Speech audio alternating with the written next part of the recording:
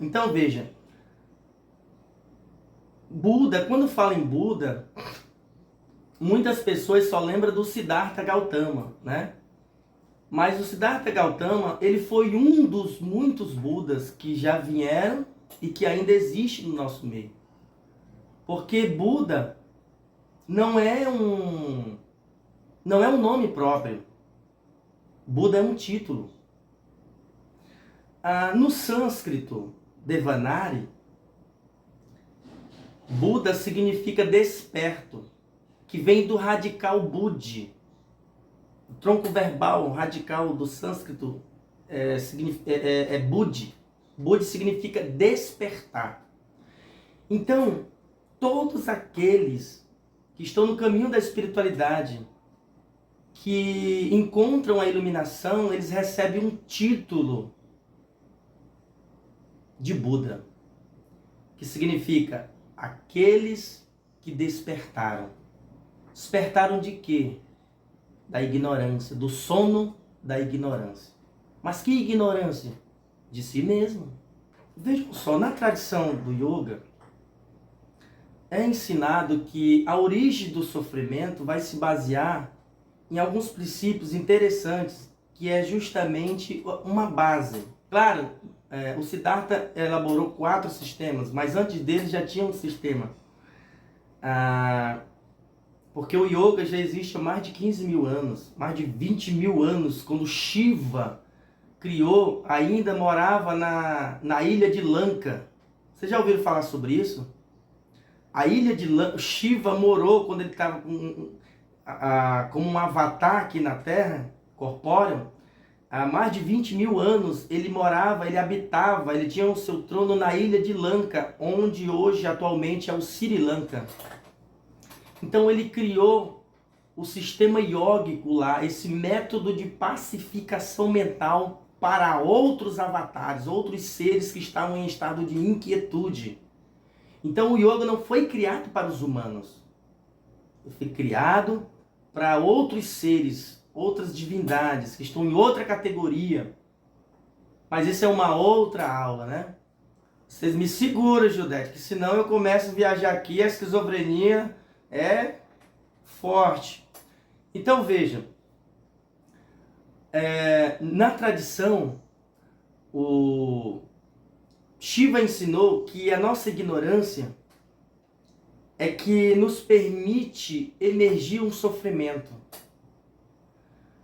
E o nome disso no sânscrito é avidya, ou avidya.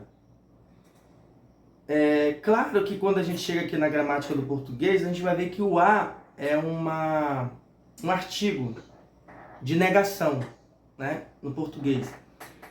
Então, A, nesse A transliterado do sânscrito, A significa não. E vidya significa conhecimento. Então, o que o Shiva ensinou? Que a falta do conhecimento de si mesmo é que vai gerar sofrimento psíquica e corpórea no sujeito. Olha, gente, não é eu agora que estou falando, não. Não é um charlatão Eliseu que está falando agora. É o Senhor Shiva, a divindade suprema. Então veja, quando Siddhartha alcançou a iluminação, ele se retira do trono e fala: olha, papai, foi muito bom enquanto durou, muitas riquezas, mulheres, bebidas, festas, mas estou partindo só com a roupa do corpo. Ficou louco. É isso mesmo que você vai ouvir se vocês continuarem comigo nessa jornada e acharem que está tudo bem. É isso mesmo, loucura, esquizofrenia, delírios e por aí vai.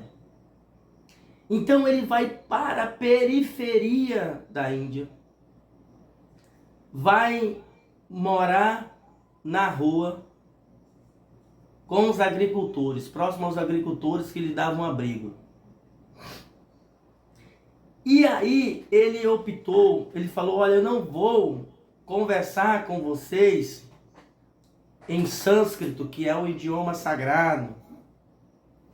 Eu vou falar com vocês em Pali, que era um dos dialetos da Índia na época, que era usada pela comunidade rural, a comunidade pobre, a comunidade, a escória da sociedade. Por aí a gente já vê que o cara estava iluminado mesmo. Por quê?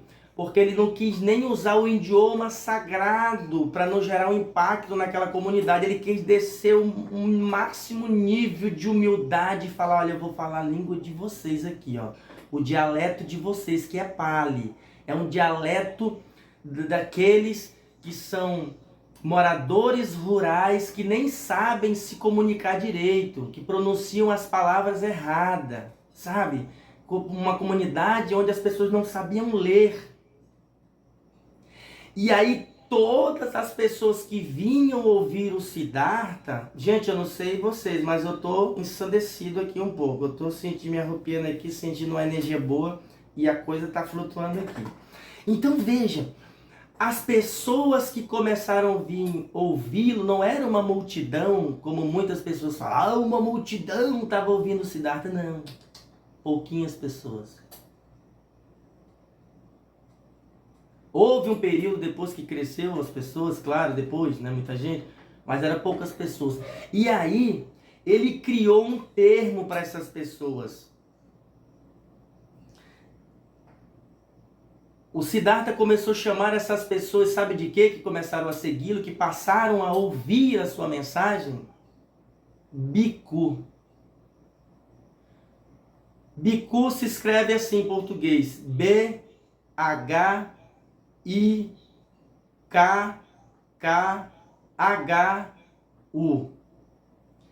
Bhikkhu em Pali, literalmente no original, significa mendicante, ou seja, mendigo. E foi daí que surgiu o termo monge.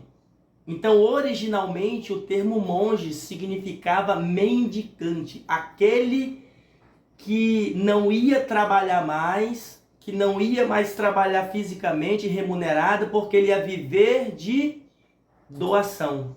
Ele ia mendigar da sociedade, da população, um prato de comida, um alimento, um pedacinho de bolo, um pouquinho de arroz. Ele ia viver mendigando, viver de doação. É por isso que os monges não podem trabalhar e receber pelo seu trabalho como a gente trabalha remunerado. Eles vivem de doação. Quando eu falo não pode trabalhar, gente, é um trabalho físico, material, como o nosso. Mas eles trabalham espiritualmente falando, eles oram, eles cantam os mantras, né? São as orações.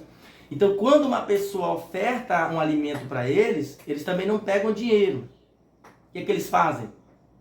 Eles evocam um mantra abençoando aquelas pessoas, que é o trabalho espiritual, ajudando aquelas pessoas que desenvolveram uma boa ação a queimar um pouco dos seus karmas e ter uma melhor paz interior. Então veja que Bhikkhu significa mendicante, ou seja, aquele que vai viver de mendiga, de migalhas. Ele vai ter que se abster, afastar o seu ego do apego aos bens materiais, ao conforto, para viver de caridade. Em troca disso, você abençoa aqueles que também te abençoam.